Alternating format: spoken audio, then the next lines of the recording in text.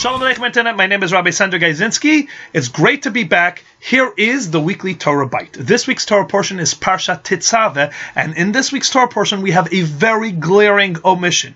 You see, Moshe's name is in every single Torah portion from the moment that he's born, in the first Torah portion of the second book, all the way through the end of the Torah when Moshe passes away. His name is in every Torah portion multiple times, except in this week's Torah portion, where Moshe's name is not mentioned even once. The commentaries jump on this and explain as follows, that this omission is actually a commemoration. It is a memorial of a great moment, that a great stand that Moshe was willing to take on behalf of the Jewish people. In next week's Torah portion, the Jewish people will sin with the golden calf.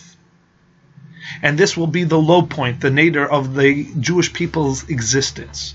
Because 40 days earlier, they had heard directly from God himself. You shall have no idols, you shall have no other gods besides for me. 40 days later, Moshe is coming down with the tablets upon which that is inscribed, and he sees the Jewish people serving the golden calf. At which point God turns around to Moshe and says, "That is it, I am done. I will annihilate these people.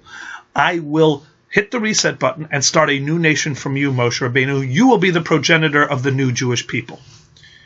To which Moshe's response is, "God, these are my people. Forgive them. And if you will not forgive them, im ayin mecheni na mesifrecha, erase me from your book." And in commemoration of this willingness to sacrifice his great place in history, to be inscribed in God's eternal book, Moshe is commemorated in this week's Torah portion with the omission, with Moshe's name is taken out, even though that God does go and forgive the people, and in the end of the day they are not annihilated, and Moshe is not taken out of the entire Torah. But this is a commemoration, this week's Torah portion, this omission, is to commemorate Moshe's willingness to sacrifice.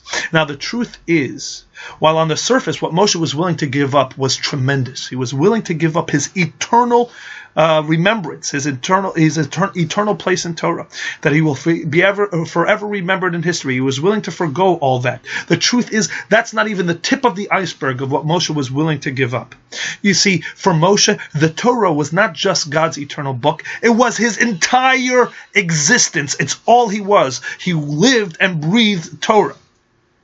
In fact, we call it Torah Moshe, the Torah of Moshe, which seems to be inaccurate. It's not the Torah of Moshe, it's the Torah of God. Yet the commentaries explain it's not inaccurate, because Moshe became one with the Torah. It was his entire reason for existence. His entire being was Torah, and Moshe was Torah, and Torah was Moshe. And yet, a moment happened in which the Jewish people sinned almost to the brink of not being able to come back. They sinned with idol worship 40 days after hearing from God directly, "You shall not serve any idols." And the Torah says the punishment for that is that one who serves idols shall perish. And at this moment, the Jewish people are at odds with the Torah. And deservedly so. They messed up. It was their actions that brought this about. And Moshe now has a choice to make. To either side with righteousness and with this very purpose of existence, the Torah, or to side with the people that had sinned and had betrayed God and had betrayed Moshe.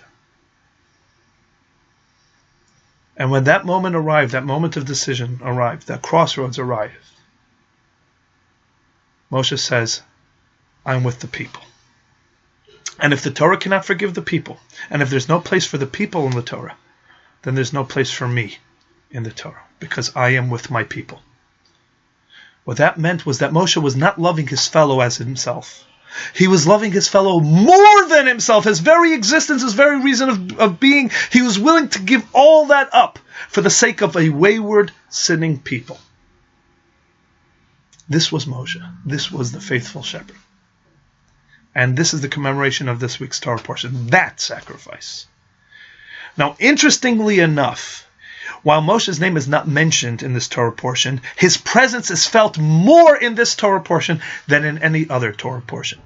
Because when Moshe's name is being mentioned in all these other Torah portions, it's because Moshe is being referred to in the third person. And God spoke to Moshe saying, Moshe is there in the third person. This week's Torah portion opens up the Ata Tetzaveh et Bnei Yisrael, and you shall command the Bnei Yisrael. Who is the you in this verse?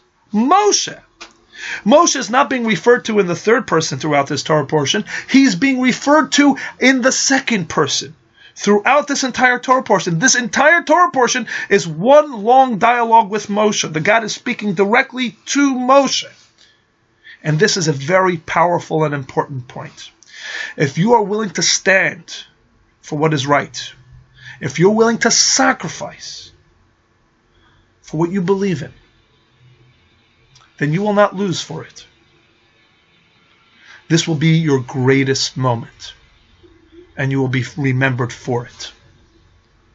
So we can all think about where it is in our lives that a sacrifice is demanded of us, and we can say, but I don't want to lose. I can't lose. I can't afford to lose. I can't afford to give myself up in this fashion. Learn from Moshe, who was willing to give up the entirety of his being for people that really didn't deserve it. But in the end, this becomes Moshe's greatest moment. Shabbat Shalom. Have a wonderful week.